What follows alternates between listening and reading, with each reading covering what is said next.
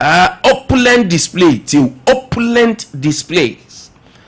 are characterized by the presentation of expensive gifts such as motor vehicles and money bouquets to their children or walls on school premises. To say, while management is not against the practice of parents and guardians celebrating achievement of their children or walls, management is against practice of such ostentatious display by parents on school premises.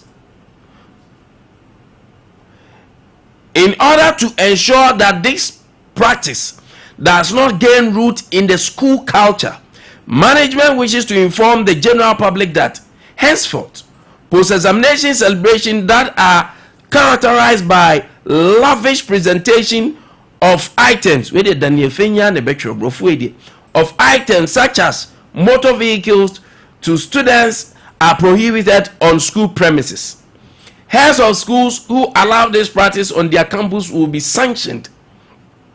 Schools are designed to promote social equalizers where merit and personal effort take priority over economic status.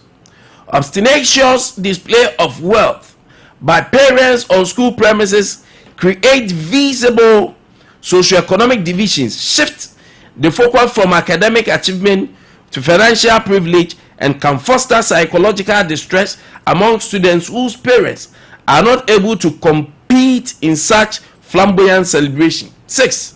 Management counts on the usual cooperation of parents, guardians, and other stakeholders. Signed, Daniel Fenya, I said it, Head of Public Relations, GS. So that is it. Baby, so that is it. Kwame, video ni be why ready a farmer me. So on different count, the first video near your bar, we produce na so si anopeana na or your bar, and then later me say of what I was then right. That but who has the kuhis uniform castle? Kuhis and cast. Where castle? Any ade obiti so be ye bia na obi nso akoye bia na. Asese adozo. Eti kwa me pa ye o ma mi piti e kra wa be.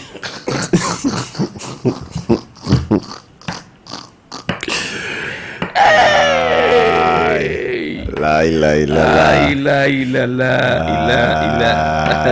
What's that? $2,000 no. Why be say minimum kwa bia ne birthday. Or see a betcha way, ya betcha way. Why would you believe some coffee or no boy?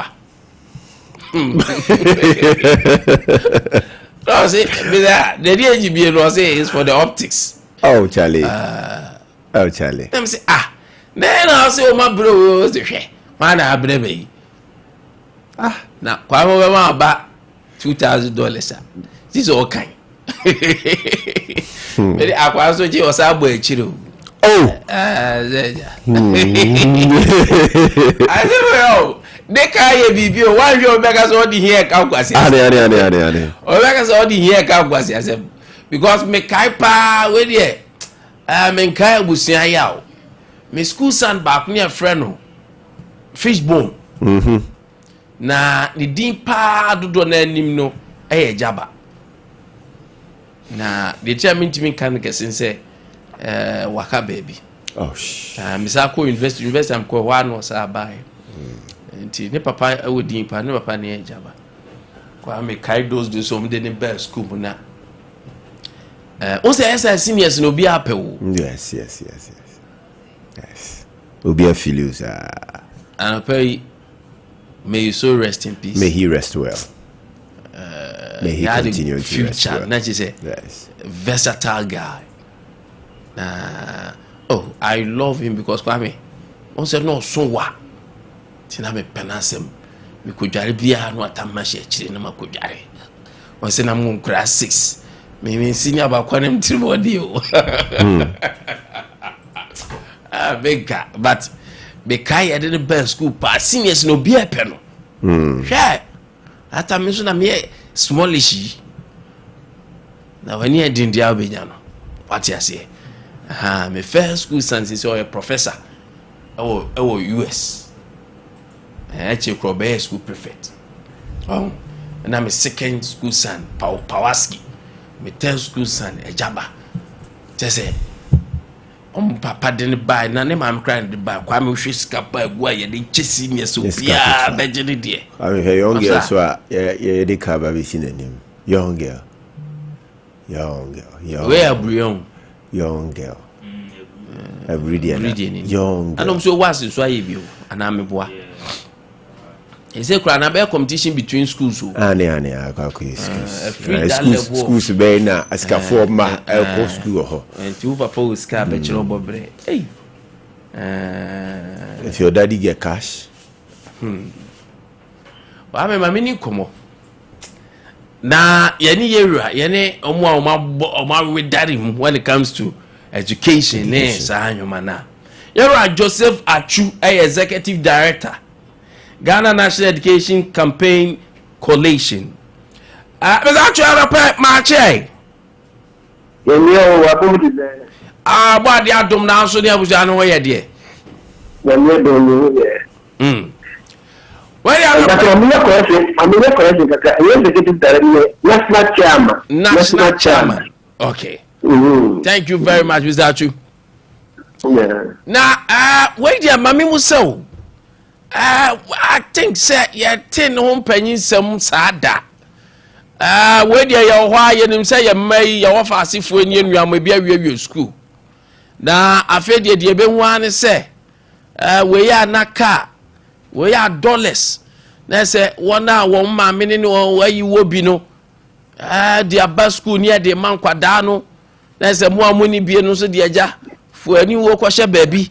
They say, son, a woman, a Ghana education service for the Debbie. A dear way I say, young bedroom baby no. Yes, a bonny pa na ye chato. Ne senti a beya.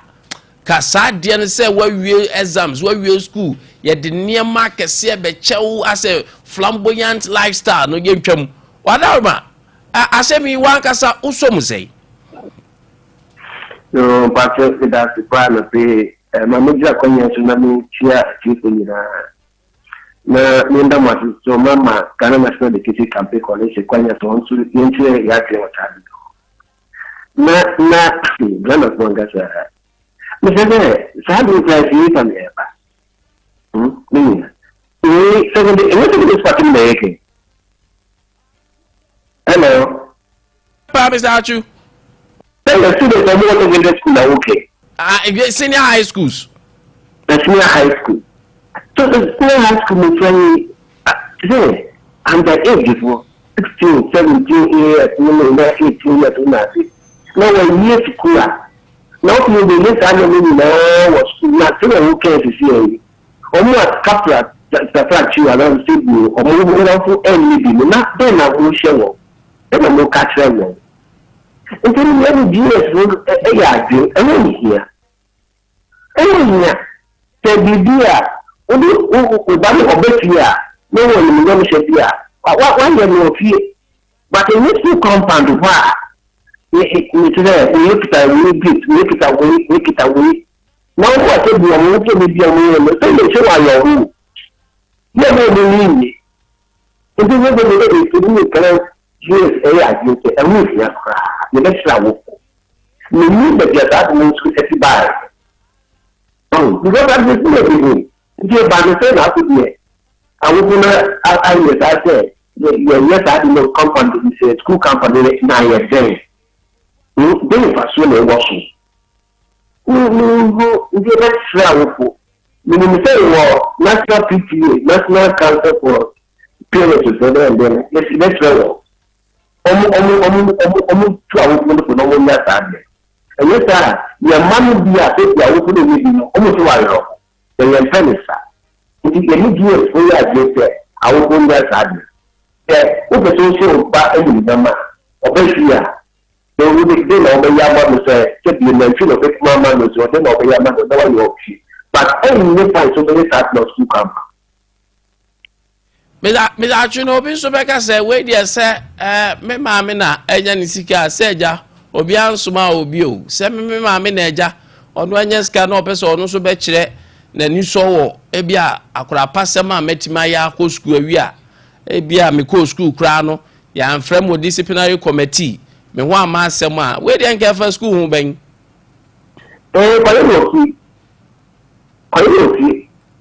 na utami na wo sika obi tu kwan but for babu ko ti na ko le tari man and yes swabon the good compound many years they 5 years they should not integrate that nuclear was two compound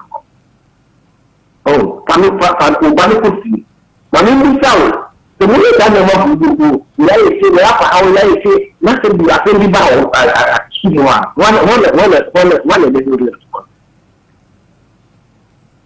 because you know, and not part of the school program is ability. And I will let that know, and I will have a hat, and I will have a hat, and I will have a hat. And I can be back on every year. Where the government? It is all I will cut. What was your bad minute of the cat? I don't put you up on yet. We are too quiet. We got in flow. Eti say no say koba ni say school one year my enya ne dia say fie dia nko betima ya na o ta ti dia ni na pe mo ba mo fi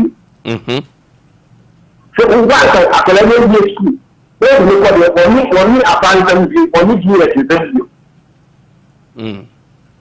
wa yo wa fi iti mo de ko fi bi ade so fi ye o de ko bi ati kwa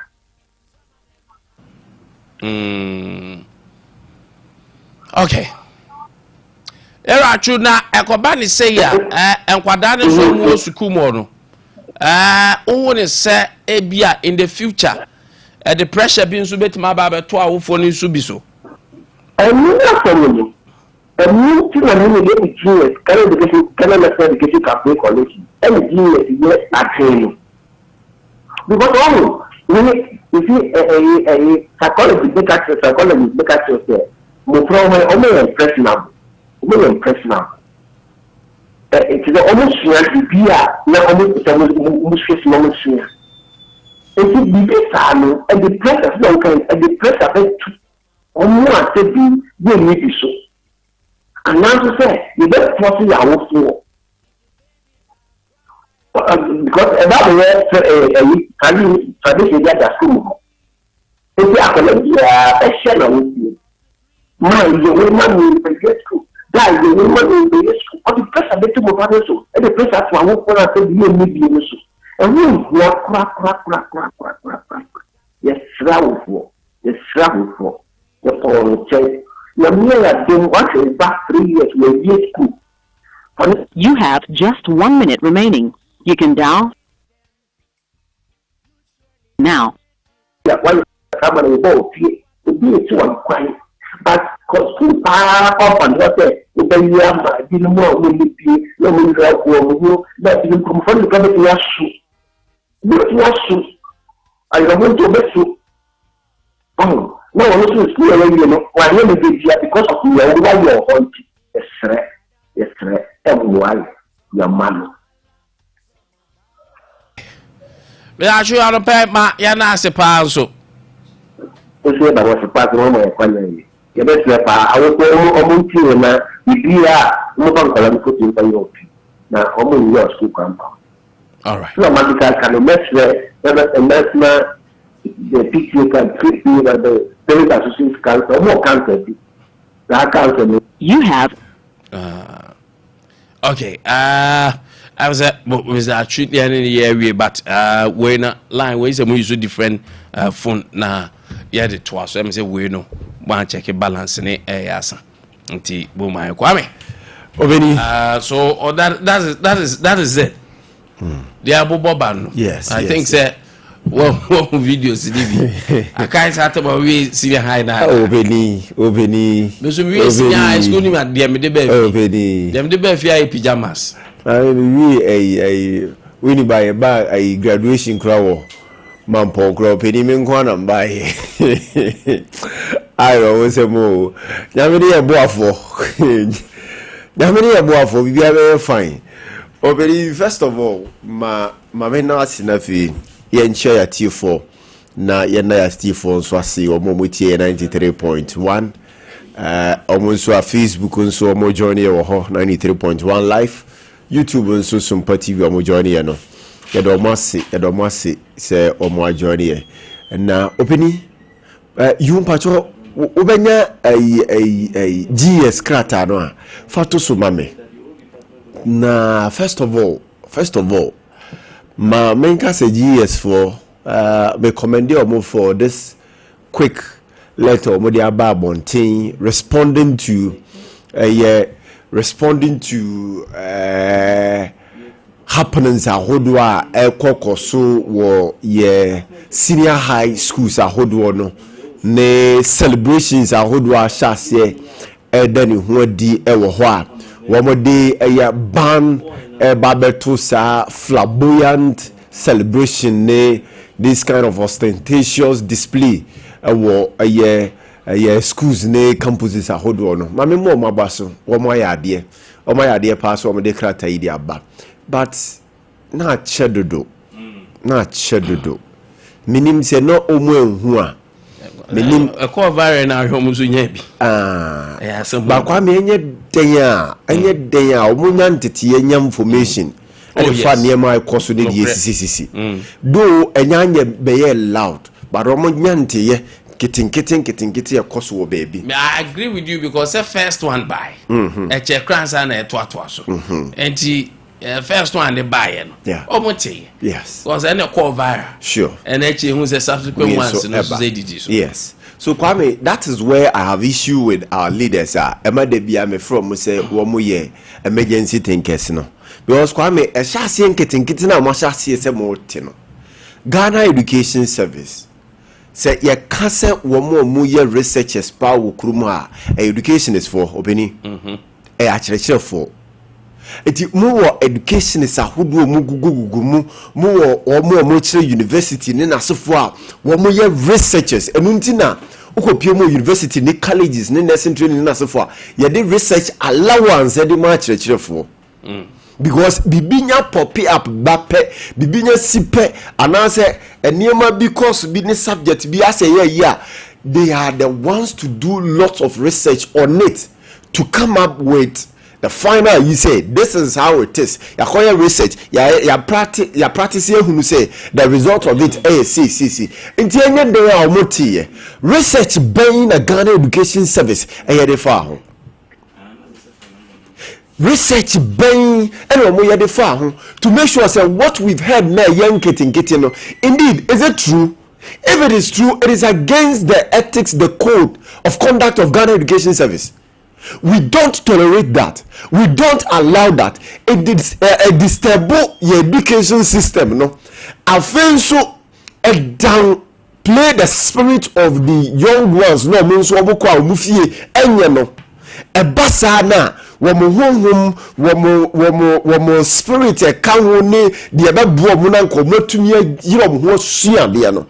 They will sit back and question themselves. Say how? Nti ebema na adwene na wo so de ko adusua no so no abafom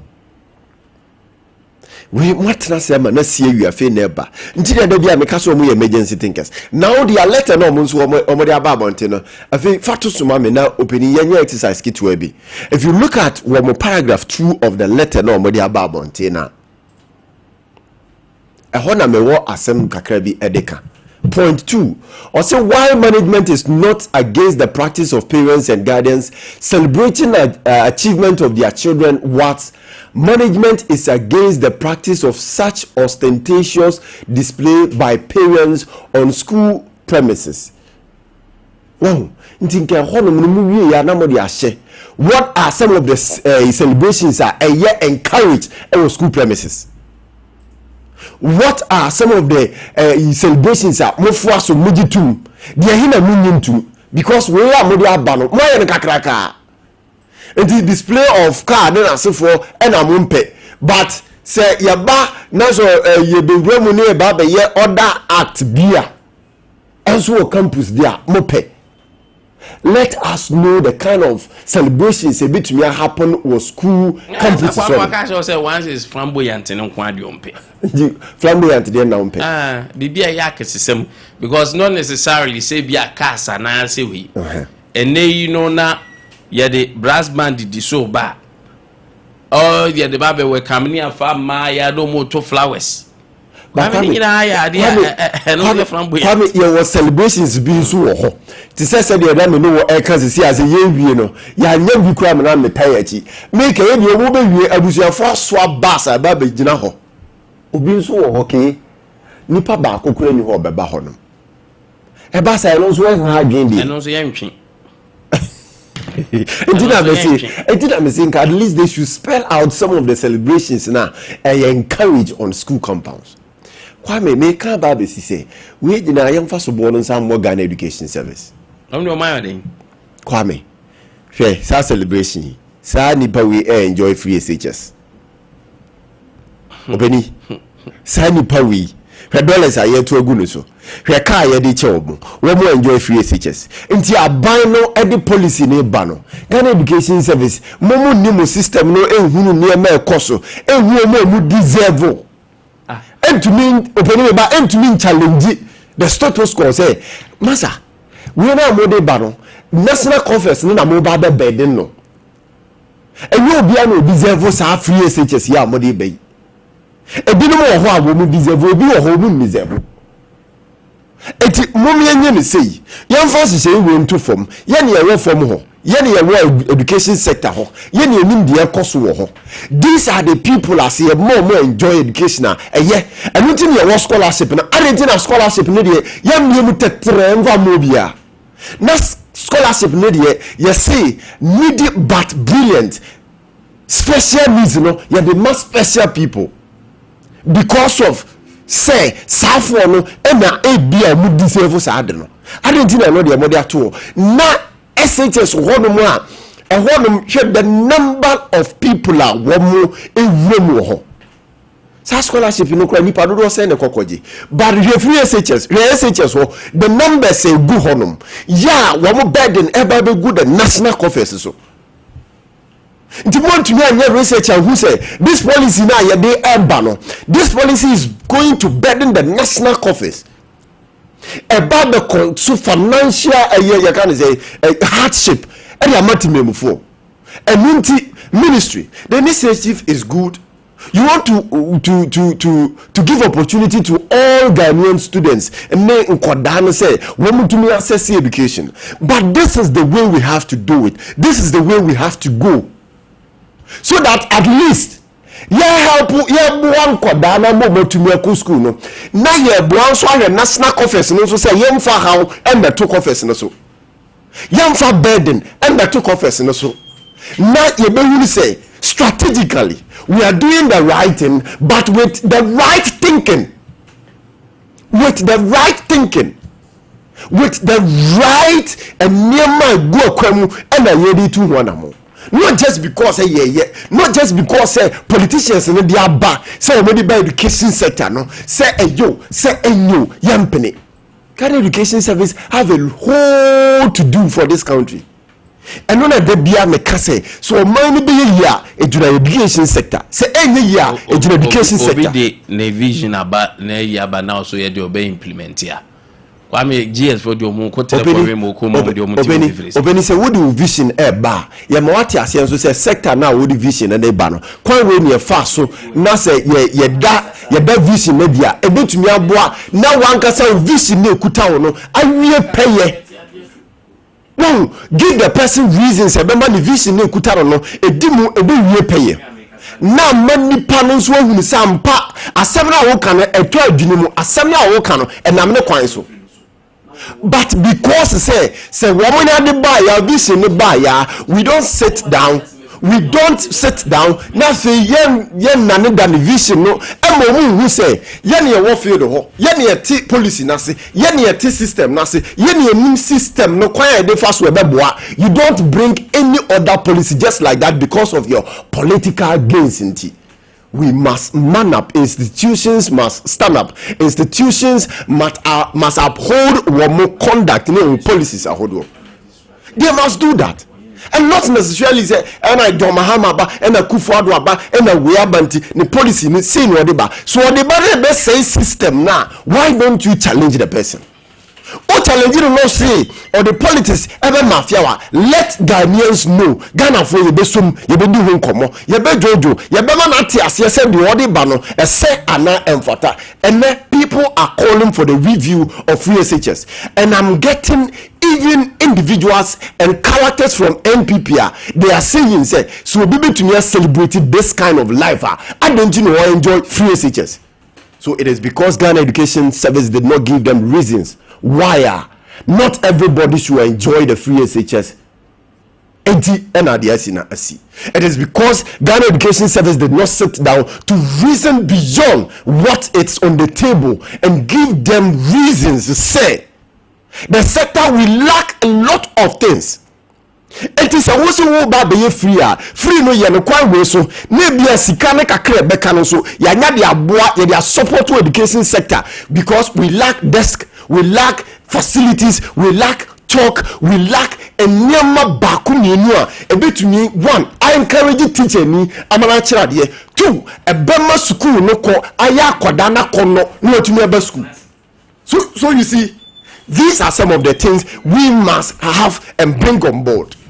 We must at least somehow disagree to agree. We must at least somehow challenge a nema yedi babonting. Na ye man penifo hunu say, sebio ye sector no, ye dwene, ye sector no, ye tinioma se, ye sector no, these are the things that ye beboa. Say the new development ba on a round table, let's sit, let's jojo. Nothing said this is it, so that one, the education sector can be responsible and the nation can be responsible. And then free SHS will be baby, no the suburb about Kufuado say any MPP say no this free SHS about and a national conference na the burden. A bimusuro say or started this debate. And the burden about 2 year conference no so and no and a dia kwa more IMF because over sika free SHS taken from your national conference now. It is so huge, but we fear to start that debate because of politics and because we be crazy. Yebeka say, oh, party way is against it, party way is not in support of it. You know, and you done that one year crown. But it is all because Ghana Education Service did not challenge that system.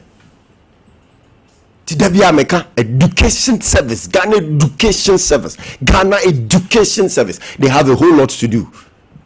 There's a whole lot of responsibility on their shoulders. There's a whole lot of responsibility they have to carry. Fine, so the Director General will be appointed by a certain political party. The system there no does so exist. Whatsoever a more education national that's so. If the director is bringing something na enko here, you will take no credit or more. They challenge the director. They prove to the director say, "Your sector when you say in the city, tell your paymaster say this and that and that and that." That's a near Makosuye, but the air jano dear, the air ye memo dear. Politics near this say system nina, and it is because say your institutions and also no. I don't know if to say they don't know what they are doing, or they fear to challenge some things being there. Because me understanding. Me toda me trase na me jini niema bi na read na ye research bi the farm niema bi wo ehwa ento asumu. It doesn't sink well. And it looks as if say we don't have certificate, those so-called certificate manning in these our institutions. And it looks as if say these certificates are not doing good to our nation. Application of knowledge is not in effect when you go to some of these institutions. Application of knowledge, application of wisdom is not in effect. It is only certificate. They are just manning there because of their certificate and they are doing nothing. It is high time we have to speak truth to power. It is high time we have to call out these institutions. So no more working here, not your mind and not so. Politicians they are only there say womo bedi anim.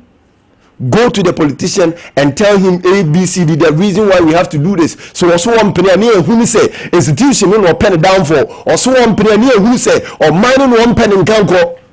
Let's handle them that way. Let's put a certain a mindset in their head. Say the state is not for them. The state is ruled by the citizens. You can't abaya a yinina in your monkwa. It is only the administration in the existed. It is all existing for 4 years, 8 years. We cannot allow you to come and destroy a system built by hard and highly reputable characters. We cannot allow you to do that. We will have our institutions functioning. Ghana Education Service. There will be a time for you. You have to man up. All right, that's it. But me, I still have challenge, say. To be fair to Ghana Education Service, policies, implementers, and those who bring policies, no. You can only suggest to them. I quite remember, say, Free Senior High School, but there was a lot of stakeholders. Muka said there should be a broader consultation, especially with Ghana Education Service.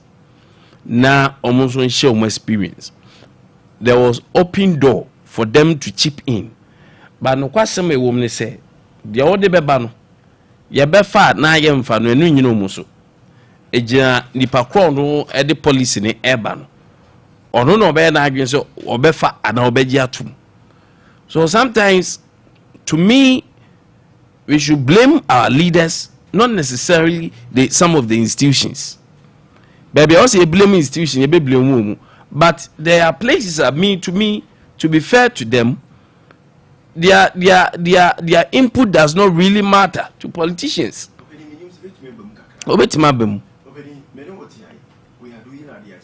Mike off. We are doing Ade Akye Abia. Sade Akye wona wonim de wo se kwa bonten. Sisi a say any info bia free soro de ba na e ka se we na wo say ye no peni wonim say morning show no kwan we na wo say de faso a ye benya ne ye the quality in it na be gina so de mo de ba no trend na de ba mai, but the quality to get characters are one reason deeply to listen to us always. I am sure you will challenge that decision. I am sure say ubetua na mo bi a kire mo niema ba ku mienu bi sentia e wo say na mo wi e wo say eni kwan say no na eba na mo we na etu.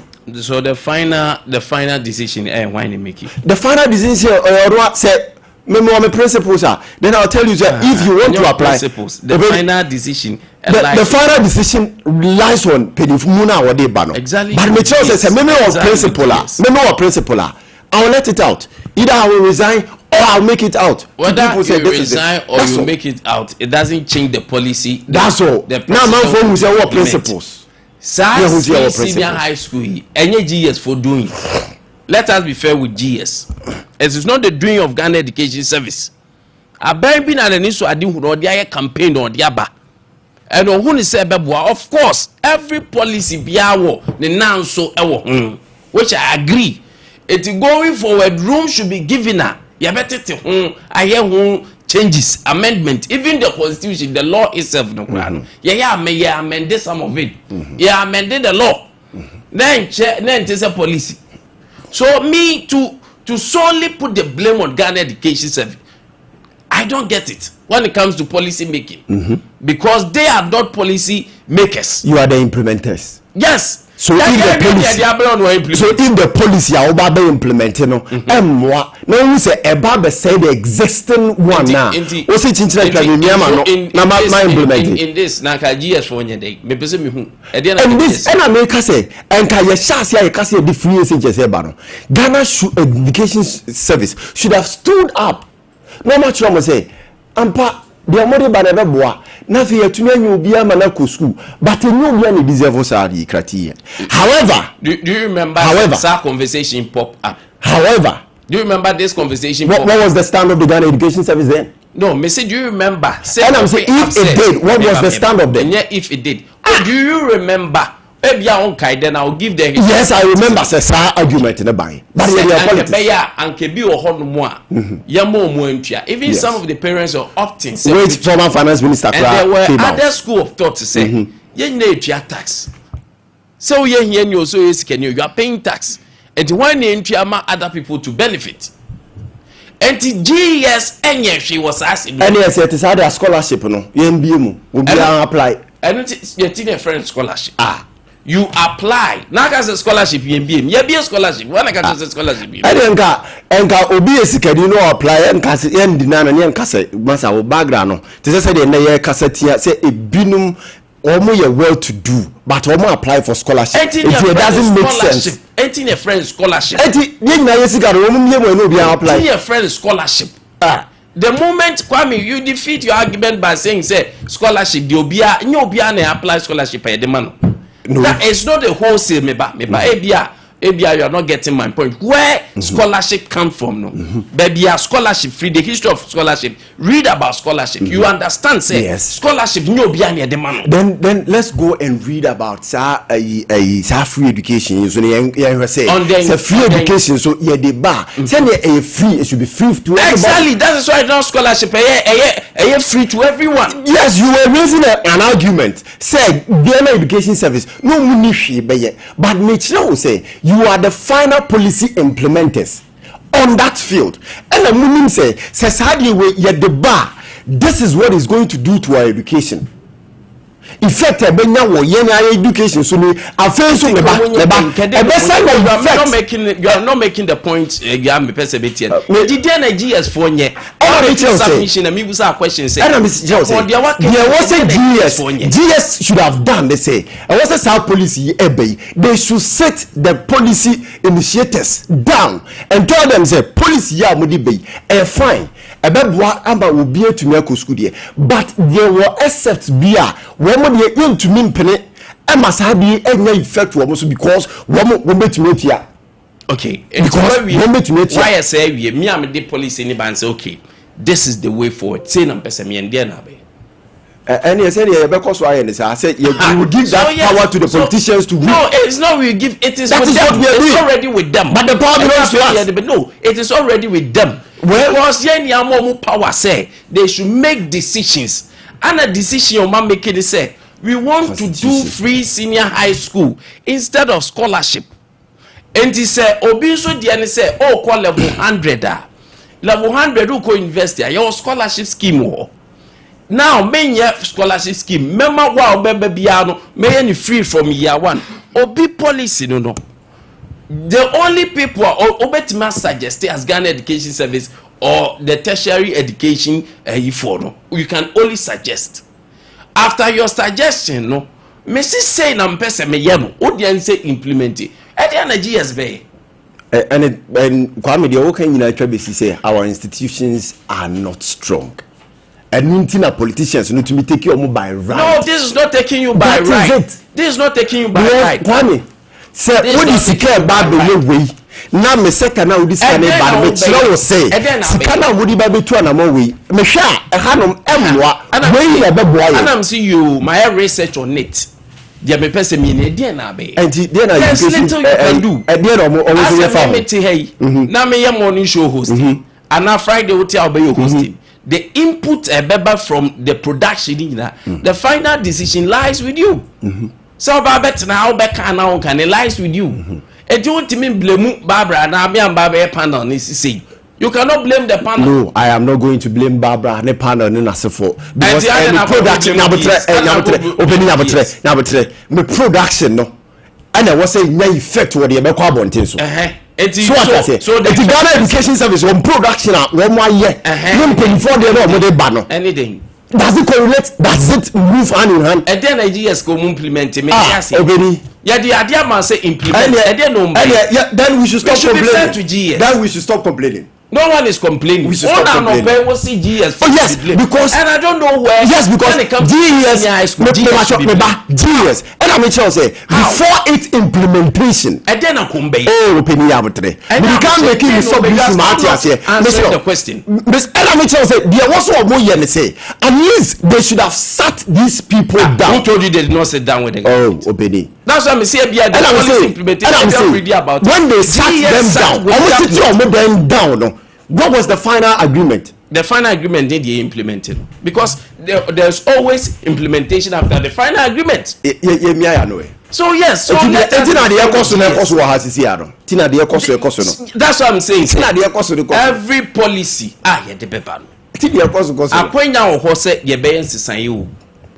but obviously vision or the vision number ye implement it. Or say adentina ye implement it. Ghana Police Service. The way forward for us, policy. Yet the above thing. You have an MTTD officer, Ojina Kwan, who say, Obe say, Obe enforce what is the law that has been implemented. Also, they are implementing, also enforce it. Now, Ojina Kwan who blame Nipano Ojina Kwan say, or a stakeholder.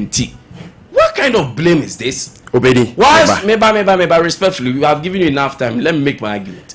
Whilst we have people, policy, no, you are not blaming them. You are blaming Nipano Jina Kwano. I don't see the logic in this. Obedi. Why any mad you Jina Kwano who Jina Kwano? That's Ghana Police Service. Then it's the name of Ghana Police Service. So would they?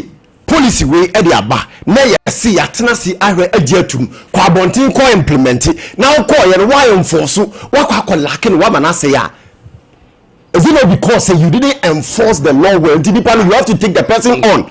You have to take the person on because why implement? No, you are saying two different things. You are saying you are saying two different things. Enforcing the law where is different from enforcing what you have been given. And you want the argument. And Michelle say, what's it Nkwantabisa kokwan ho? When ye new policy are ababonti. Okoye oye bibi foforo. Ghana Police Service. Onye bibi foforo. Ghana Education Service. But that's the example. No. Example I'm dem anyesa. Me say, o say MTTD no policy abane say. Obi otwi DV bia no, you make sure say we log in. That is it. And I'm saying, meba. Ya jiatum enipa na kwa kujina kwan. Oba wa hwe book nim say ya log in. Indeed, enipa no a log in. Wa wie na duma. Yes. If there should be amendment, there should be anyone to be blamed. Say Ade na enipa no still na div no de nam kwan ho. Yes. Unko blame MTTD. Yes. You can't blame him because no enipa also yen say. Yes. Hwe say enipa no a log in. Yes. Indeed, enipa na log in. Yes. Time or dey ko no onfa ho asem mre no nti Georgia pre no ye.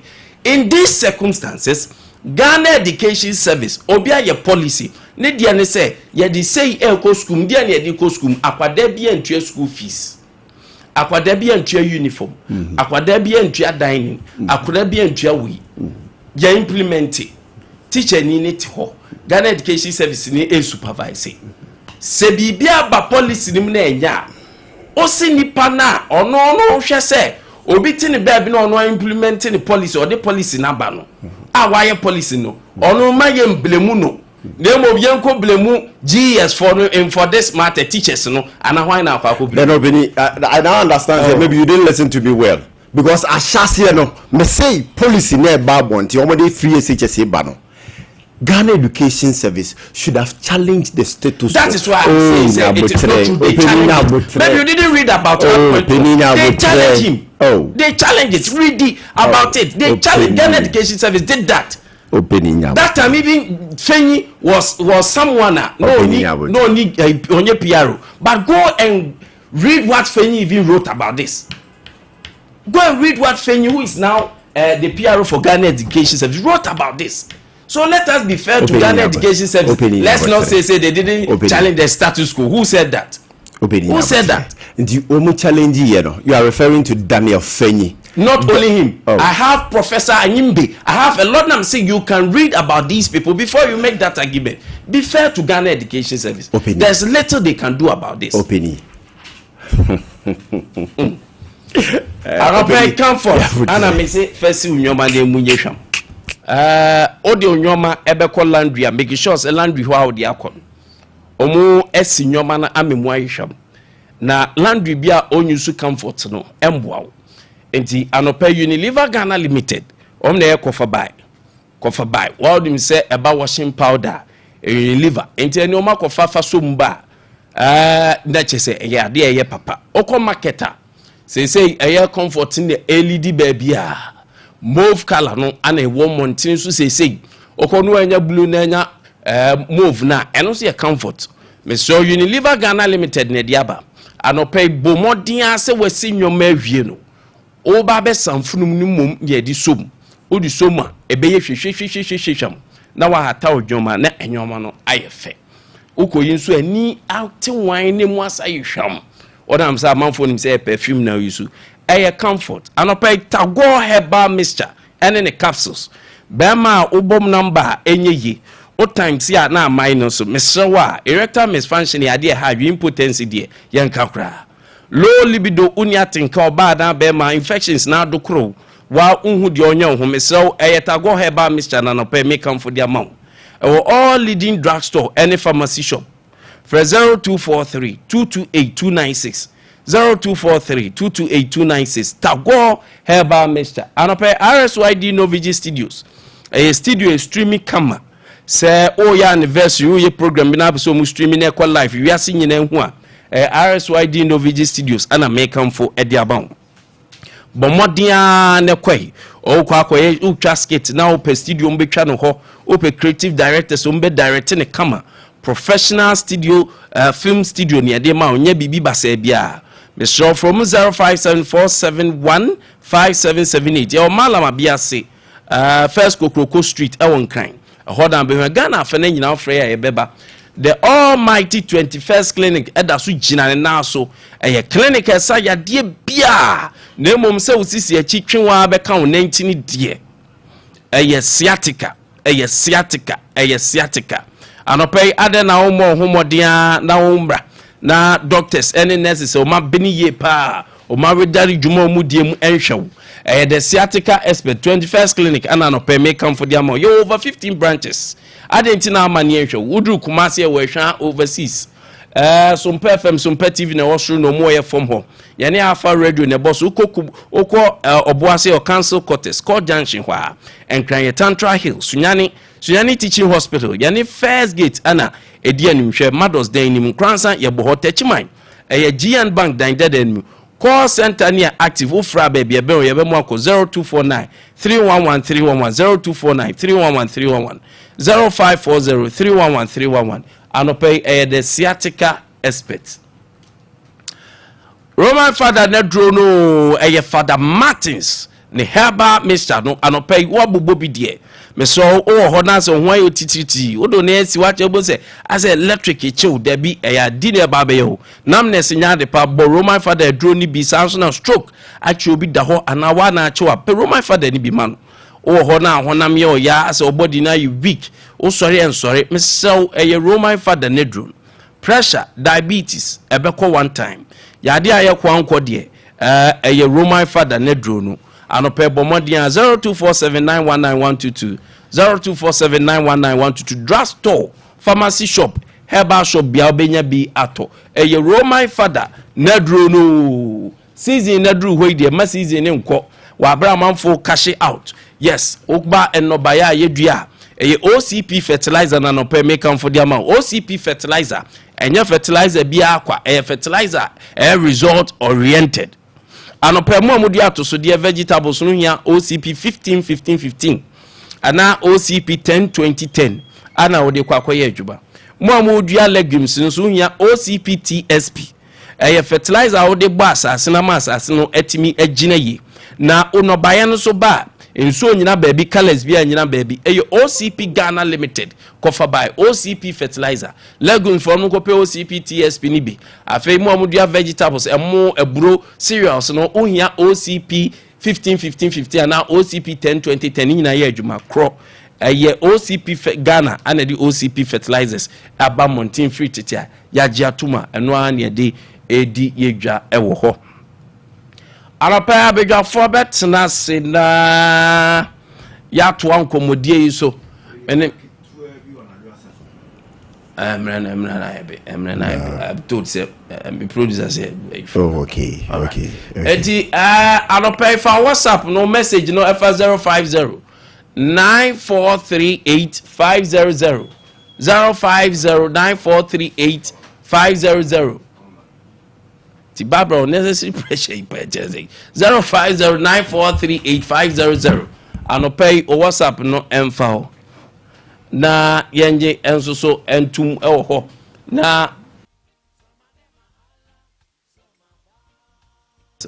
na anopay o de fa WhatsApp no nso so ewo hodom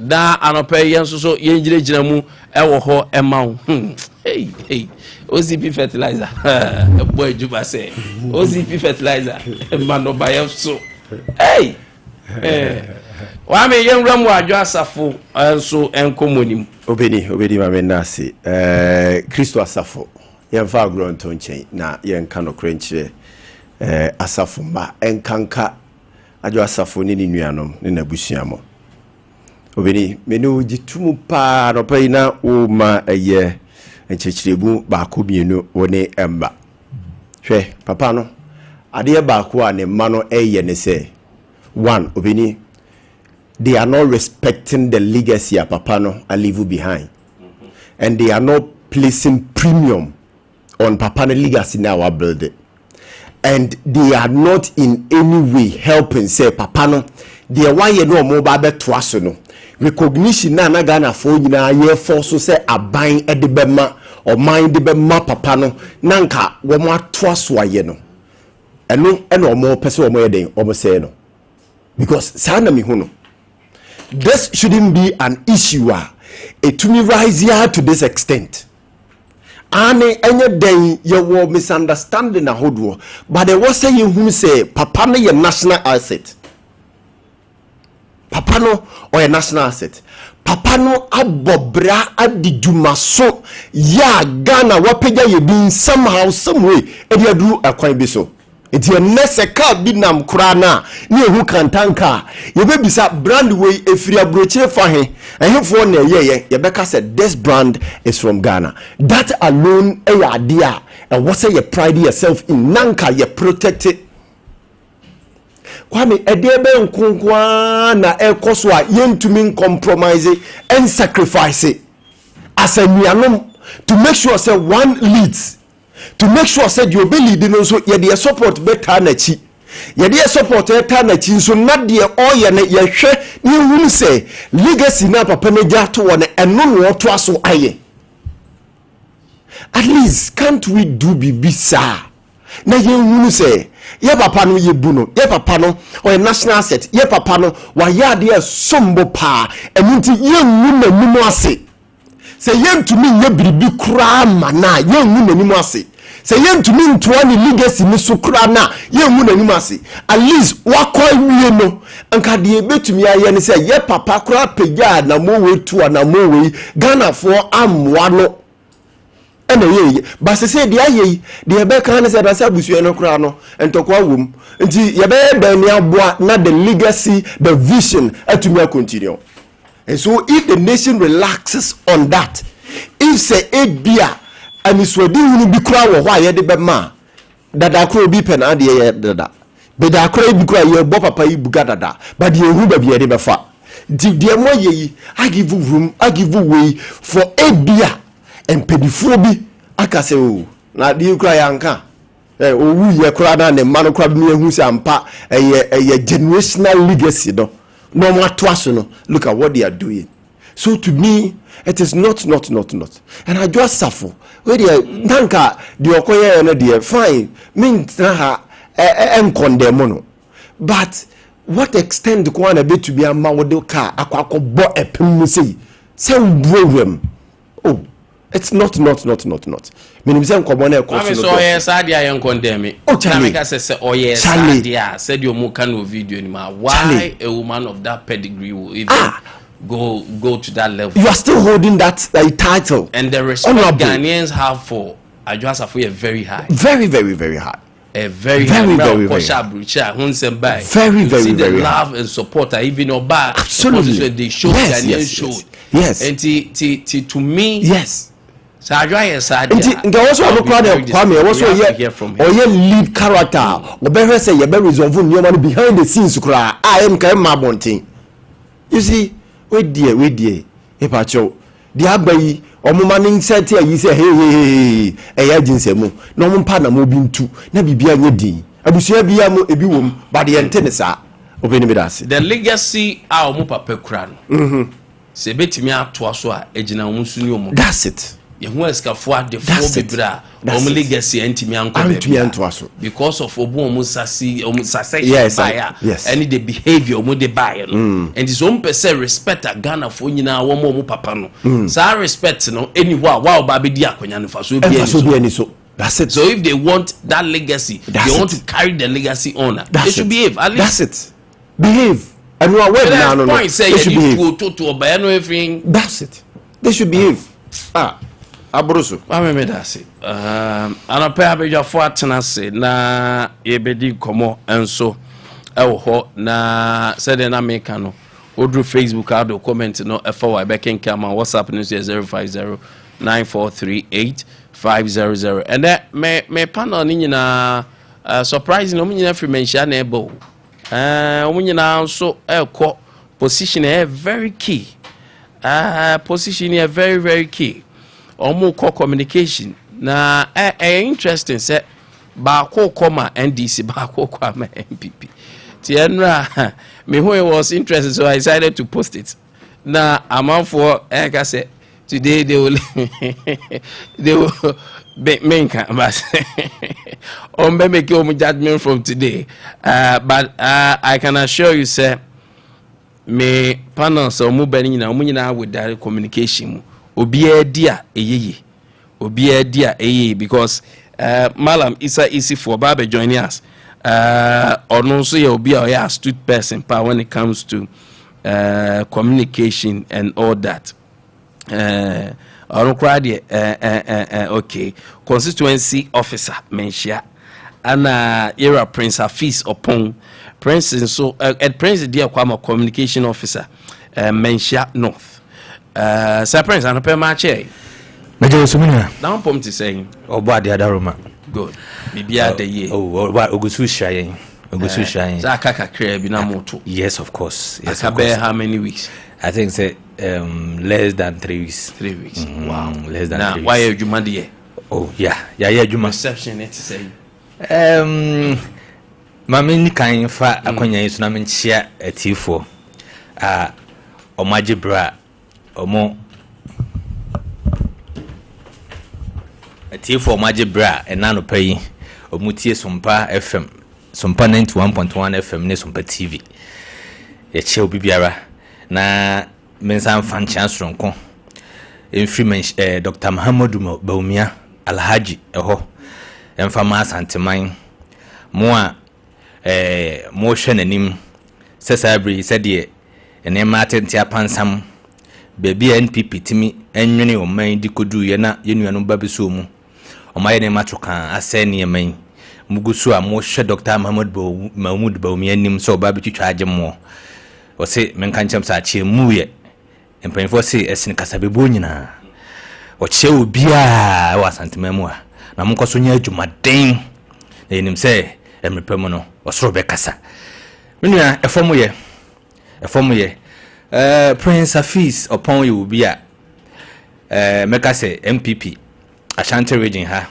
communication no ma ye adwuma che yi pa ye ka senior communicators a ye wo region mu a nyame adaroma masoma che men som ye kura no emfia duonu nsia 16 years there I have been part of regional communication team Messiah well recognized or part in communication nimu mitimi san serve as national communicator communicating my party no across Ghana na uba mention of so my year adwuma wo ache me a former polling station youth organizer mako 2 terms eba san be ye polling station secretary eno so me ko 1 term it would ye no e combine me experience a menya ewo region ni mu a I think say mention of adehye konkron mu si hinu to hene eye adom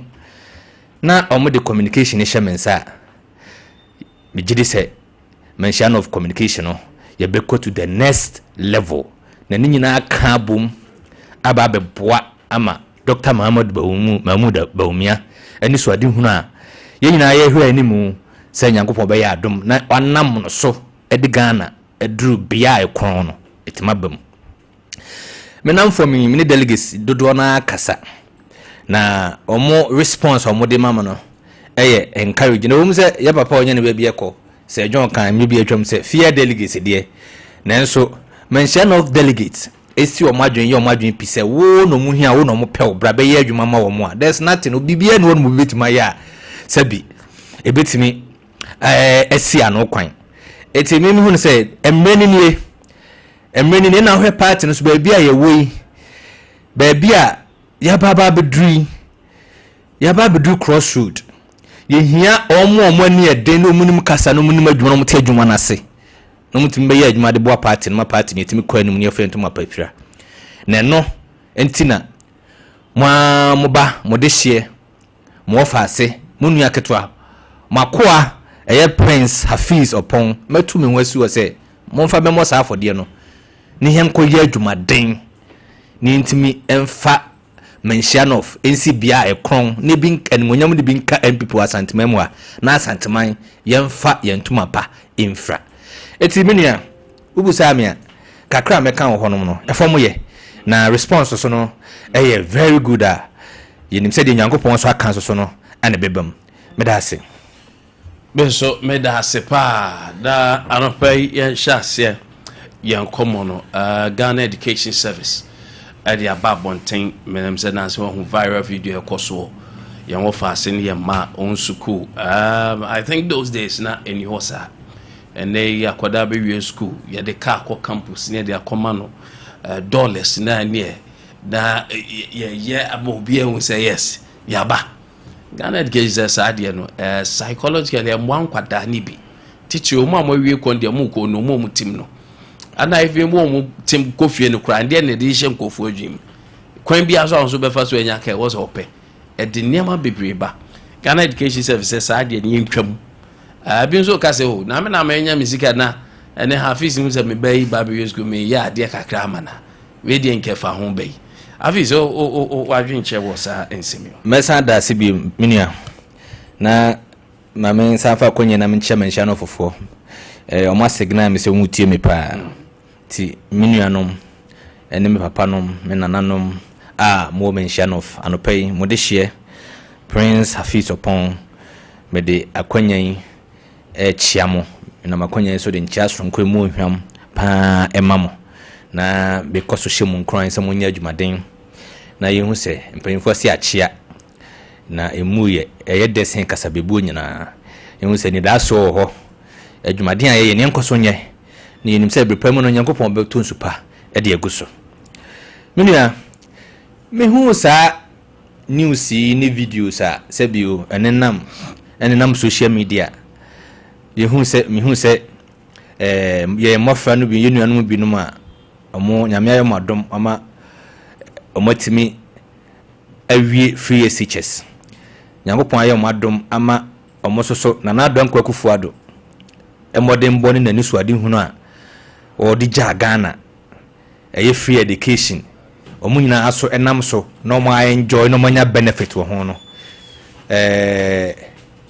mehu se enei omawie school no sabi na eye maho ho a eye maho ho na emanika because as o man no ade ye nyina ye hwehwe no se ye bekwa animu awo masuam na adwempo nitimupo ba ko pa na ekuta yura na nadam kwakufu ado eni se eni kwase Ghana ni ba bia etena fie abra wawie eye JHS etuma ka se bia sikanti otifia wanti man ko school tinadwe mpo baako empo from opposition ene say e wo so hia ni ba ene sika ni ba nyina timi ko school yetimi nka se sika e ba be barrier asi obi kwan ama wantimi anko school eti ya depa nyina no ye ni je ho na ene enam san hye so no ntino na nadan kofu adon hye ode ba yesu ntino enkrai nam so na ne ye nuanom ahiafo ye nuanom asikafo sabio o nyina nam so anya so mfa so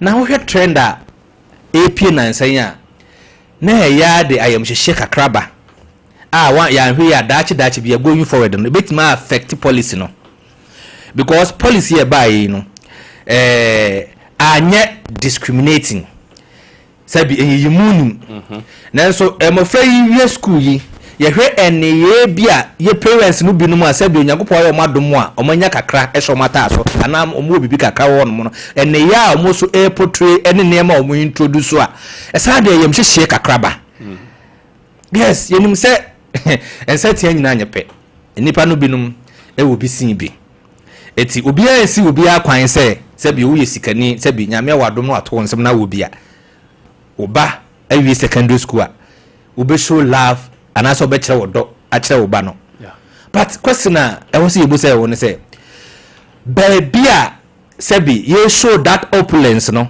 e honom na ye right place a wo se ye sa ade na na because medical kan say enam policy na nadan kwakufu ado ba nei ye no mahiafo nom ene ye nuanom asikafo na ye oba bi ba ko na ye ko school ba ko it is ene ye na ye wie school na se ye hu se ye nuanom binom se bi nyame ato wanfo nsem awofo na ba honom show this kind of character na se openness behavior na eya ama se bi oman asoman no yesusuye ne adwempa wo ye trim se education anase free education ya introduce no ye de baba be yi sa enyimu se we wo bi we ni bi no afri honom na magan na ni ba bi atima ko school no ati school ase na wonya esonfa so aba oba wie no na ya de efi kakra ne nkeka kakra so ayde aka ho because minia ye nyina na ye school mu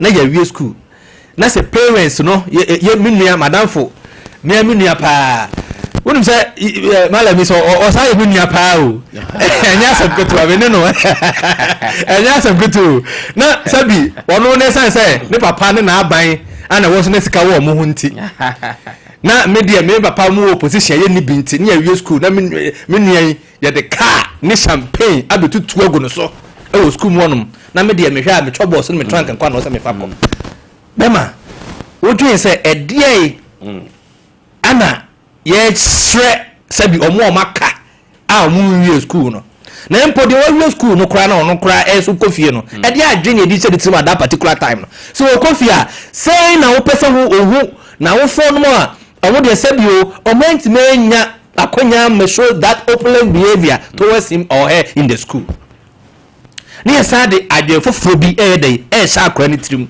ye de adwufufo bi to ye nuan me mofa ni tirim eti Ghana Education Service and the Ministry of Education omo de nkrata bi bai I think say for the first time no mebo ma baso na ye ya stress say eni kwa say we yehu biem because men kai the last time at this kind of attitude yehu bi wo ye mem ha I think say this about first time senior high school senior high school I phone bi no e person mo introduce this kind of attitude na say asoman no say ya nshani ensi ano kwan sisi e na say ye hwe ni hwe na kwa ni mu a menia e de ohaw beba e be no mwe bi no one way ya botaye a time free education free senior high school na dan kwakufu ado ni MPP de ba ya say bi abebo oman no one way na sa ni yei asa aba pia gu ba bi and we can be chair sir can be chair pa ever senior high school but now man focus say yema omom betua ni ntua omom ntimi ntua ni ntua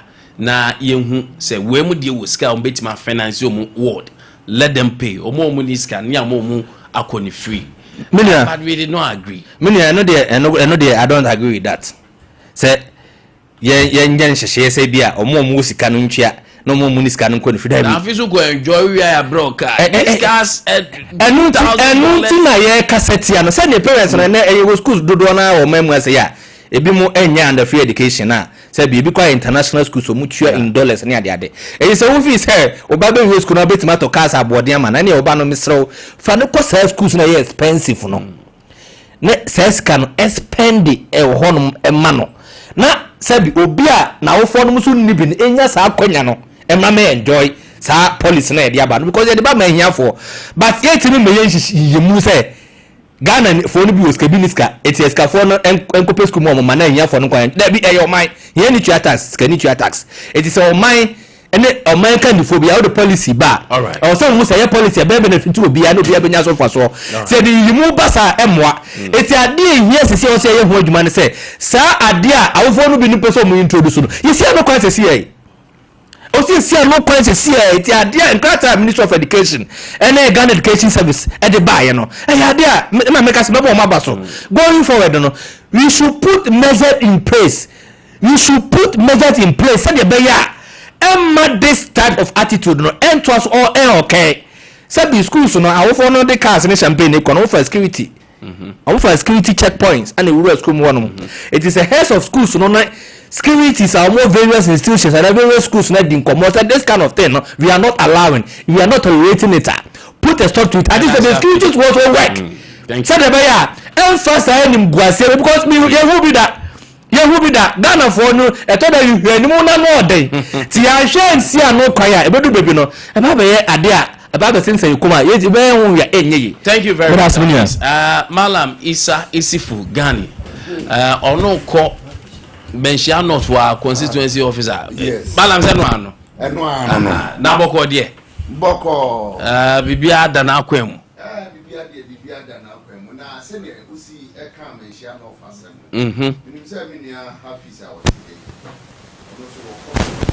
yeah. Yeah.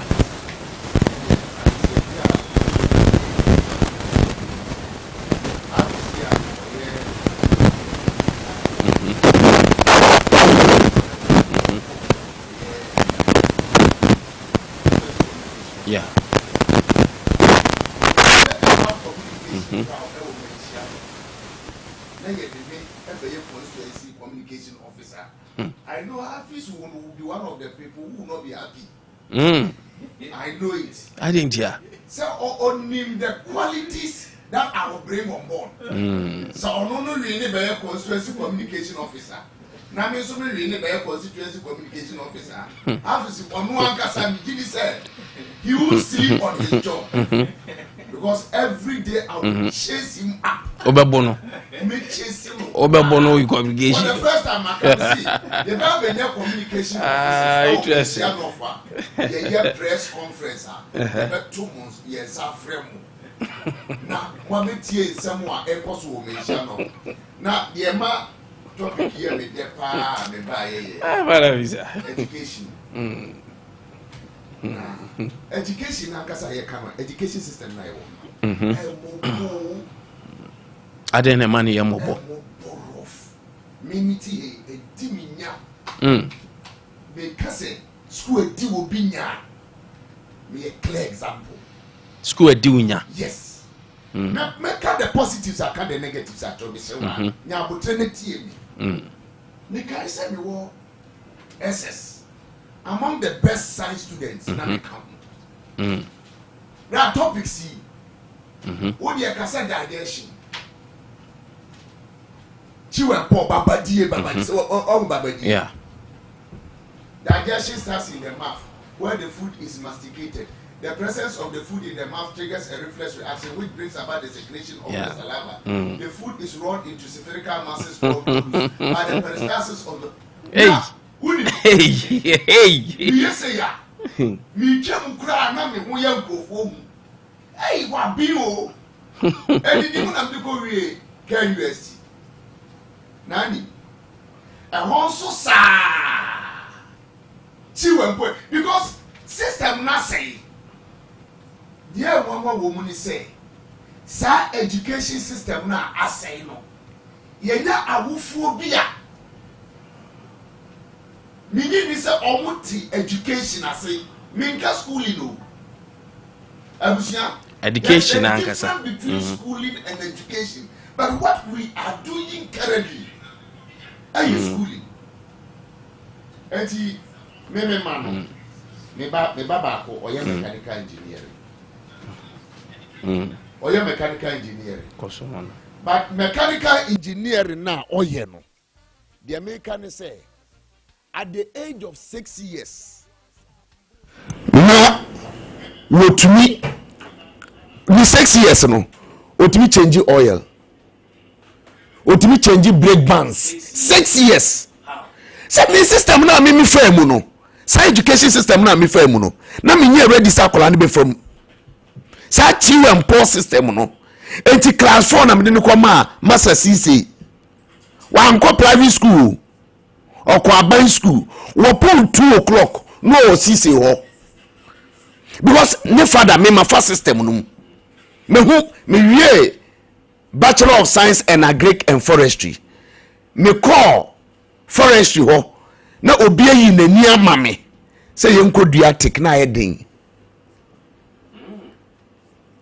take na wo ko sua agric no and me say me up to date upa example for knapsack sprayer ewura tech na for most students ni be say agric students ni so mo ensemble me say we for knapsack sprayer for ewura tech for my Greek students ni be so mo ensemble me senior brother oye mechanical engineer we take okra ni masters fitafo die di ne ka ho agoro no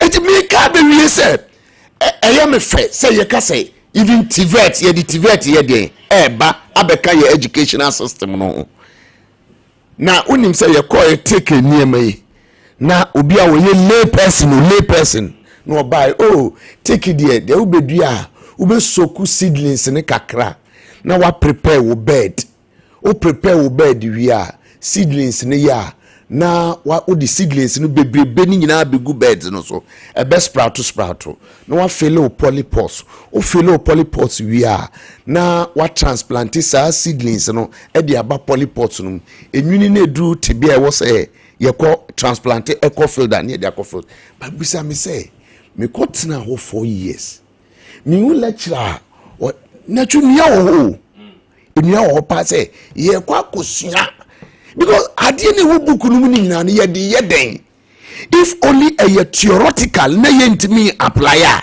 what is the essence of learning enti na America cho say me die say I don't know move coffee oh make Bobro Forest there ye ko hwe nua wo one of your lecturers and na de ko the American say ye na me won nsem bi I think say me be kan no radio so eti am faculty kura ma invitation I think so mama invitation no na me nim de enti a mo frɛ me lecture ba kwa me fa ne say me papa Dr. Dawe no mi hia odendende na me call ye no na ye panel no ma set for me na mbusa asa den no say oh but Dr. Kachem say me ba ya me fa me certificate ni nya de emra ti be duru panel no mo ma me say me fa certificate ni to na me de to no mo say afa no mo ni me ba be di nkomo say me defend it ene ye yi saade ne kire me asem na me kan ye no ye yi kire me de me kan nyina kosi sabre na me ka chom say why will I be trained na mewie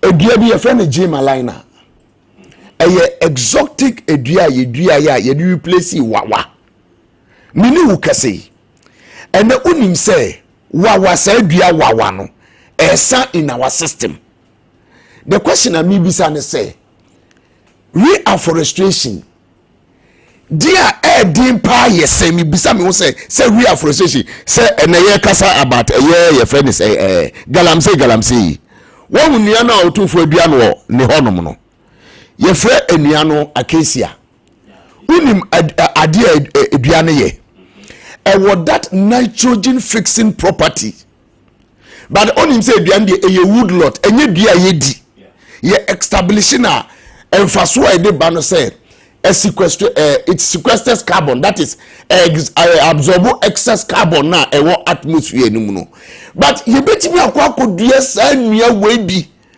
awo ye galamsey site and what that property of restoring the soil na ye to galamsey as no that enua na from what case a fast growing tree species also on say uyo otufo dia u say enwini ntem etisi eduedue bi ebeboa na sa education ni enya awufo a akwala ni wie school no watam card yakoho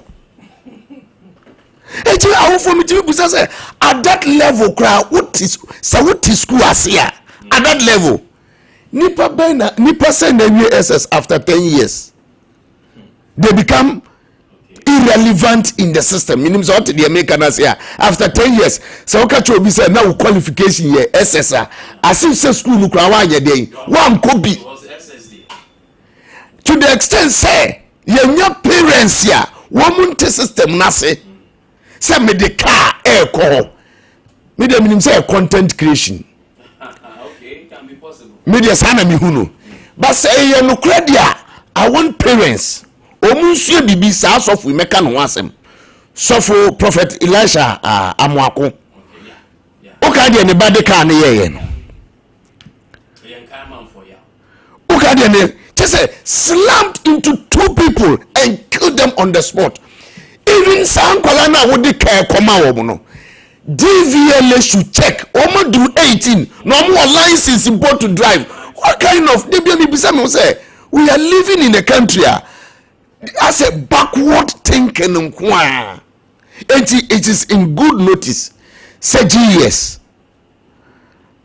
because they be amaka obia ni emotional level and maturity me kwa Anglican senior high class anamete me pon school a just masaba be bo shine e wo nhia so ansa na mapon mi shine ansa na masa ebi kwa mi uniform ehye me nchen eti mi from one opa na omo mpese bia mande anopa nhia so a me ye customer na me wo student too me no omo ti the same class me class amred make emotional maturity samre no na eba intelligence ya obaba ko bema ba ko ame no omo te class no age mi mo ma sa achi omo akotena ba bi na me balance reduce reaction kire omo topics bi ho omo so omo nti ase bibi ti say glycolysis this a mere masa akotena se no I'm still teaching me chirade that is why classroom me chirade your schools bi o me chire mu ade up to date they engage my services. That's good. Abranti we na oye teacher oti e ka say memi ye ni nua oboa ye nye nua oboa ade mami di bank no wa straight was ye mi nim no wonam so mi nam me baby 8 years in power manti abranti ye nka da ere wabo position to be pedua 8 years in power na me ni abranti pa na ye wo power 2016 na nsuo buye mi ko radio koba abranti ba power 8 years ya and then wo chat me mu station am say hey sawo wa me number office 32 years da wanim 32 years eda wanim eti besraw ya fre na abetena ha akase ye nua wo fie ye bu abai ni 32 good years eti brace yourself. Malam, thank you.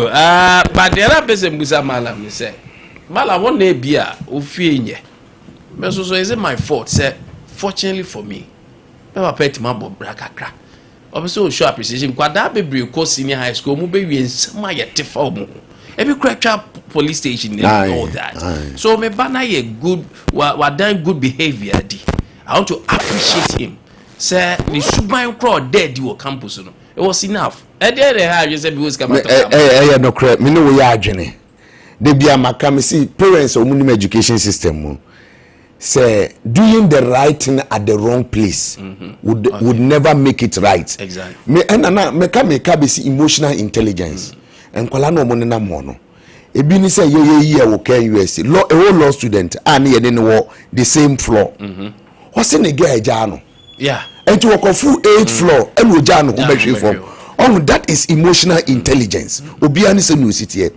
There yeme nwanwa wa asem ni say o question ya will be say sanka akwala ne resource kura aba ene ye a ene wo hye wo fie na wo ma ne car ene wo bia beti wase but say akwala ne resource kura ma ye no exams na ye no as teachers we need for any evaluation e dey na ye evaluation e dey na me be susu ama akwada no hu se enfie miensa wo be di no school mu no wan fa ni agro wo di sua ade eye ne resource wa ebeba after the exams and say that mode of evaluation say you wrong is another topic for discussion but then se mimi hu se nyankopo hira me na mi fa mi hira no enkoyi obi agongon a say o sa tete word no o kan agongon ya I say ade no me di you ani ade no me dia me ma.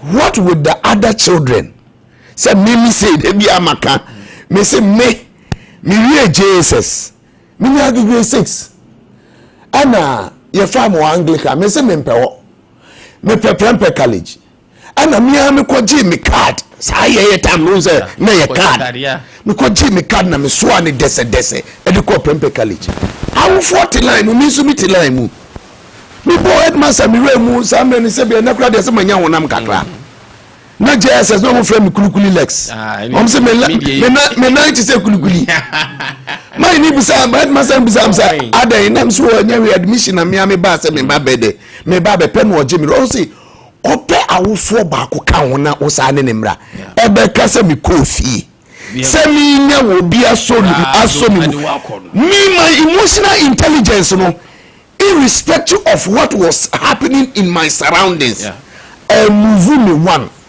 That is me, but me name the other child. Okay. I could not be confused for disrespecting the parents. Me name so to the American Asia and one more bra.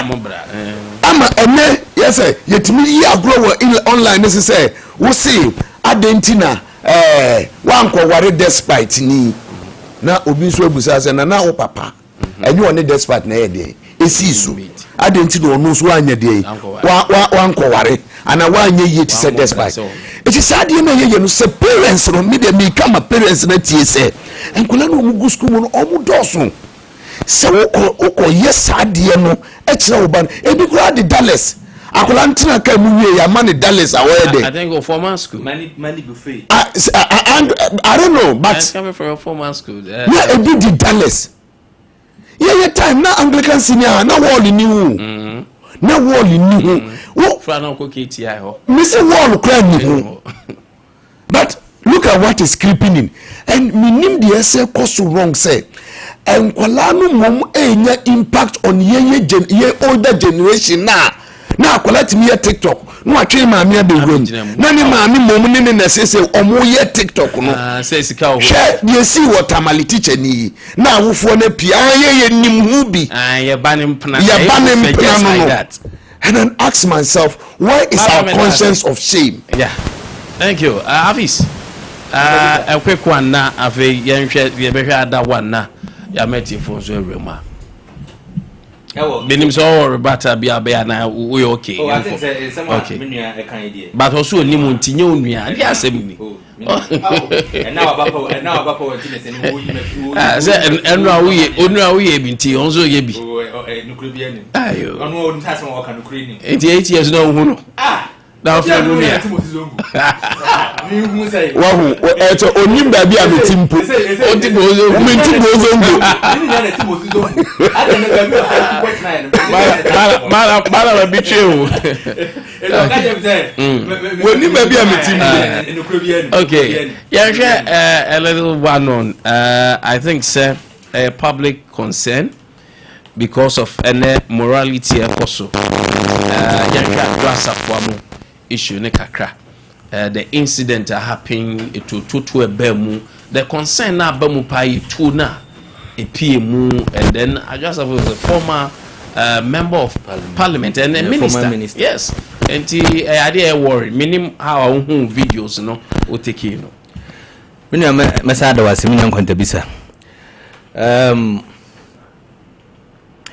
say issue na happen enra no Bruni Beka say quite unfortunate Sebi omonyon ni kwasin kesi. Looking at personality like Yura Kantanka Apostle Kojusafo. Watiase bra obeboye. Tembia unya akwanya nini pe kasa. One of the major topics aya oka ho asem ye say ye ni yenuanu betena ase ye ho asomdue mu. Do we papa no so many years Nyankopon de dom no asase so betena asase so no. Wonye obi a obehu se one afoforo enya wantwi ewo Ghana ha ene ye wo asofo akese no bi mpanyimfo no mo no a omo mu a ene ade achi ade esan se ye ti ho asem wo media so ani ebi mu kura do mo go to the sense mo do ho na for ya manyosem mu edi gidi mbone ade ma mo but ye papa Apostle Kojusafo nya ne ba bi ko Nyankopon fa ne currency woni obi a ye beka se oyini pa sebi sa niema wi ye hu bi wona so ye tambia no oyi obi a no show leadership wo kire kandini ewo ni dwumadi a wodi na abre nyina mu eti sa obekọ ne krachi na ye hwese sebi kai ma odo mu baaye na emma yi so no wanyo mabru talking about education wa making sure say ne mano enyina aba to the best standard in the society yebo obi te say ye haye maame adwasafo a yenim omam ha ne kandibre former member of parliament former minister of procurement former deputy majority leader of parliament eba MPP amanyoko mu so asabi oyobi a osipi sita ewo so ewo mu ye pa yenhwe ni nua akofuna I don't know woni adwasafo ye panyin sen meboa wono so oyobi a yenna yenim ebra sabio wono so wabo ewo mam ha akandisam wachre papa no institutions ne industries ne companies ekutani na yenim adwuma wono so woye dey papa woye wom eti na sabio opanyina ente se ebeto na eyiye ho ensensem ene enipa wodi na chi ja no ho ensensem eki wo yone ente se bebe to the extent say etuzu to beba de adabraka ahomete sabi Ghana for yesu sukra say ibe enema bi say fa ye papa lumba de ye fa say empayinfo ne kan ye say fa so de na oye wiase ni menka ne say ebia as to say na oye enema but also ye papa asema mekan wono oye sofo panyi ye papa lumba de ye fa say no oye wiase ni kakra what a secular musician inti normal say ebia owu a ana wo free mu a obehu enema esisi ye ewo na chikakra because time bia no na oni nipa dom no ana ediduma na opanyi kase te se Apostle Kojusafo de sebi ye best ne ma no very time sebi papa no be bia wo sa be bia no omo ma ne kra edi aweho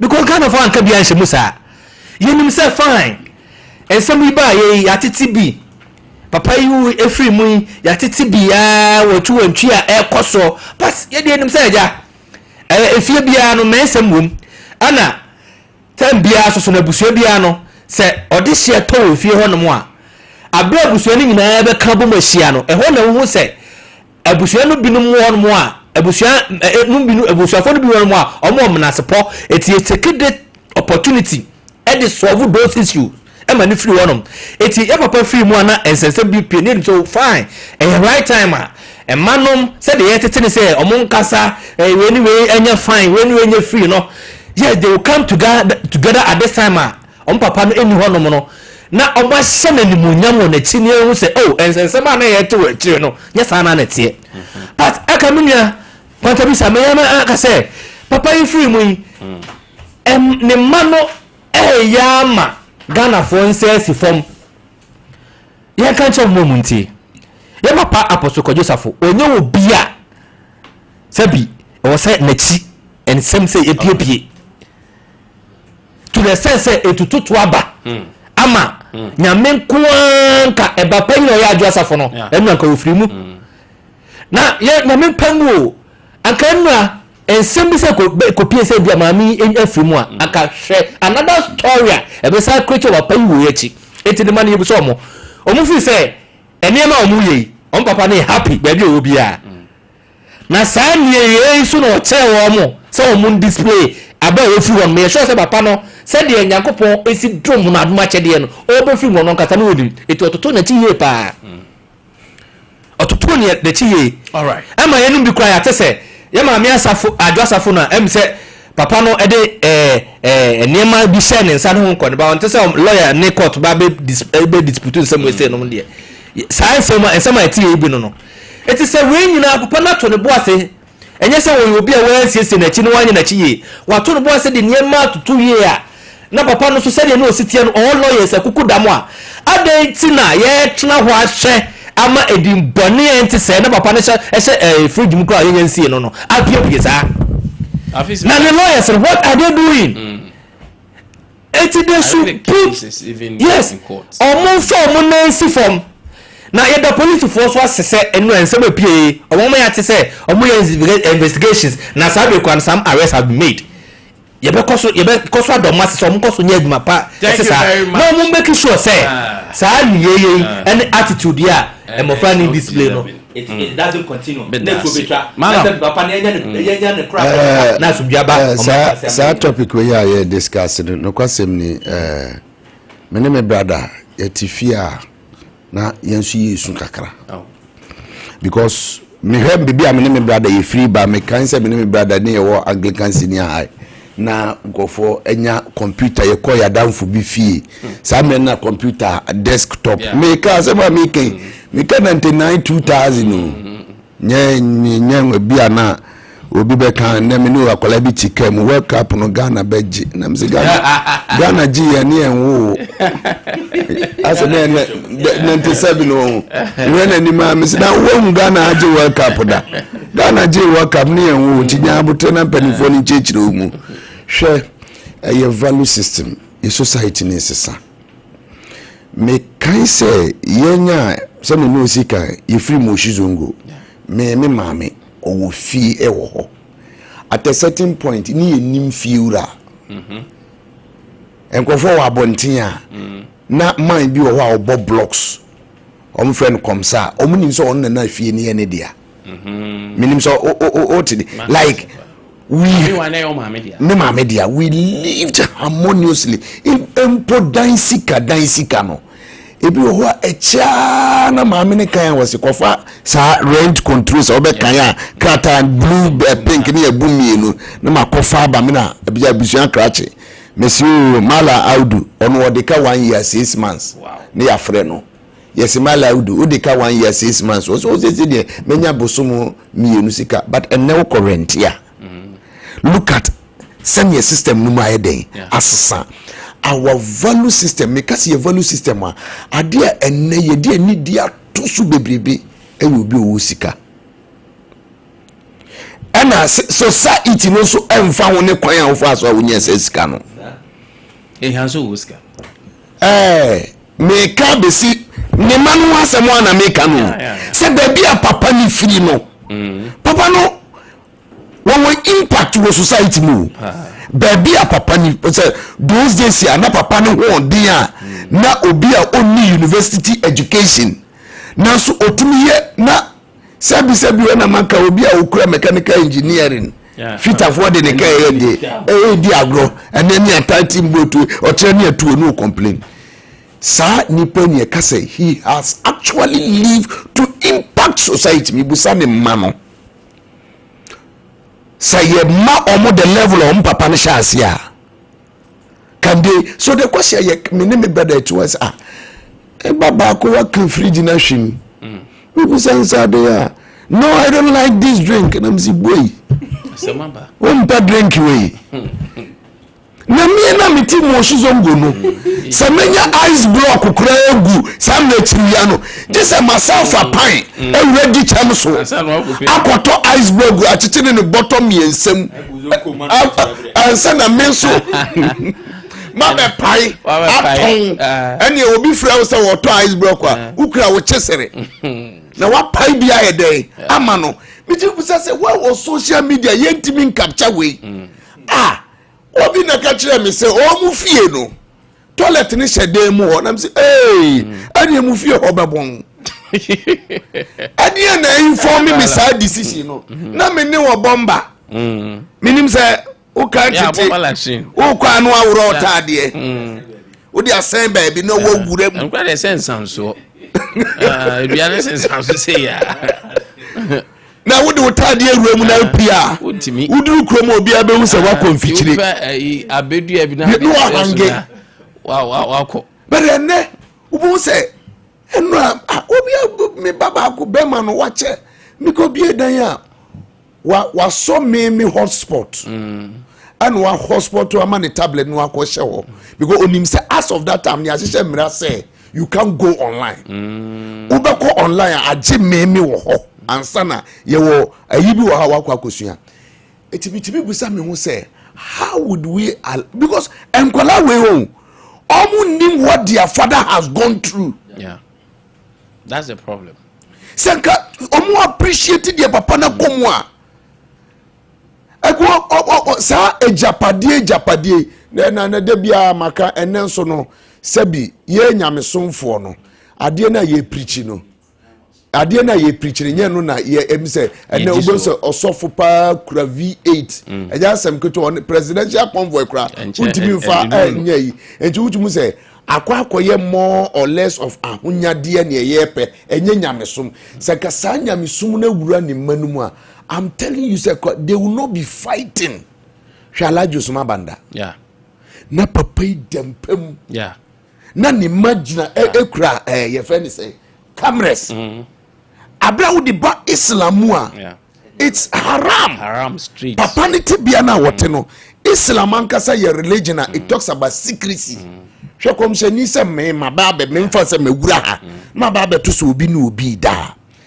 Se me pese me yi adanse a adese mananti kwansi ni baako akofa mema nan enti bi ko baako a na wano abehwe ne makase wakase mehu miwie yo na masako sa nan it means indirectly no o ko sa nan a ubeko 8 miles say ye mad a wo say we use a ma 8 unkomra ne se no ma wi ahye wo mutade ko mo ba bi o minim so ote de make na say na wo kan ko sini say secrecy ene enkwale mpanimfo ne nkwale da ya chi phone meanwhile so technology na ye ka ho asem no me no ka ye wa app bia wo download a app na bisa wo say will you give me access to your photos your contacts na wa boss agreed no wa bonu wa download app no eti ene se me no ka say me mama me Facebook Kwala mama na se wa memre na so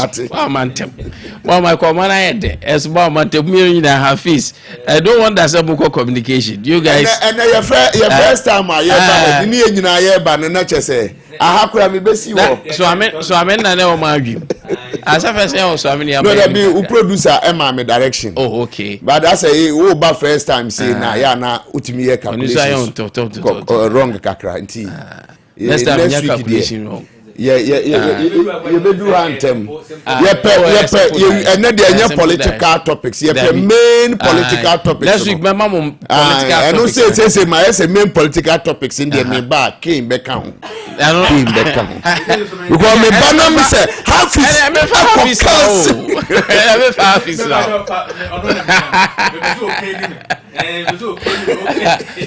Madam dear David but I think Menchas House should mention off. Also, they have to do the needful. And a lot of messages here. Course and so bapa course and babat the time was when for the phone and yes sir and for unfortunately bit me for course sports for the time near room kaka ti mamende embassy so am room kakra na me sorry mo mamenye birthdays ne 10 na me sorry so echina me listeners echina memo a lot of time no mo dey afraid in happy birthday to Hannah Afanyi. Hannah Afanyi, my darling, on your birthday I pray that God surrounds you with favor, protection and happiness. So today is your birthday, Hannah. We ask for God's favor and mercy. Beautiful Hannah, happy birthday. I offer enjoy this wonderful day. This is from your loved ones. They say they love you so much. Continue to grow and be in the sight of God. Be great. And happy birthday to Archbishop Professor David Quote, Archbishop Papa is saying I'm in Domini Mobro who sent so I can say M so and across I Father's Day dear. You will show the very best daddy. Way free Mr. and Mrs. Opong some saying chair ahodi wom and Archbishop happy birthday. Jame Emma wa Koswa enye kese kopim so be kese pa. So na happy birthday to Sister Ohila. Sister Ohila. Sister Ohila, today is your birthday from St. Francis College of Education, Hohoi. Where for Sandra. Sandra Sinewa Wudei, Obahima, the woman with dimple, on my happy birthday. And a happy birthday in Son Koma Thomas. Oh, happy birthday in Koma Ousua Doris. Way from Offenso. Adukro from Wizzy. Wizzy saw my happy birthday.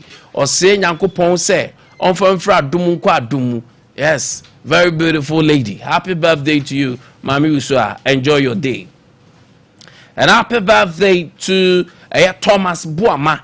Thomas Buama wa Accra and Greater Accra region. This is from Fireboy. Fireboy is in a wa day. Or saying I mean emo brohuni na dum ema o sese wakoma so ade nyina bebem. So happy birthday to Thomas Buama. Enjoy your day. And a happy birthday so koma Aishetu Mumin. Aishetu Mumin. We free o papa ora Mumin frimpon ho. Dodro na afre no abete. Ene wa wo day yese nyame se onyo kese. Aishetu o papa drop send your wakuma so ade so ba be na si nyame ma wakuma so ade mbrem wate. Aishetu happy birthday. And happy birthday to Oforiwa Obeng Ofori Ata. Oforiwa Obeng Ofori Ata. This is from Christian Ofori Ata. So my happy birthday. We post no cry nyasam kitwa. Beautiful young champ, happy birthday to you. And happy birthday to Fati Seidu. Fati, today is your birthday. Happy birthday, beautiful Fati. Yes, sir. Allah. So unko so Anthony Bosu Pangu so. And every day, happy birthday, beautiful one. And happy birthday to Sikapa. Sikapa. Sikapa. And every day, yes, sir. I'm say, oh my, you may penny kese. Sikapa. No more, yes, Sikabi. Channel say, oh parents, a do. Tine happy birthday to you. And happy birthday to Princess Nana Enchiwa Phoebe. Princess Nana Enchiwa Phoebe. Precious Princess, happy glorious birthday to you. We ask for God's blessings and favor and mercies. Happy birthday, Oba Princess. Enjoy your day. On that note, for Sumnina Ensia.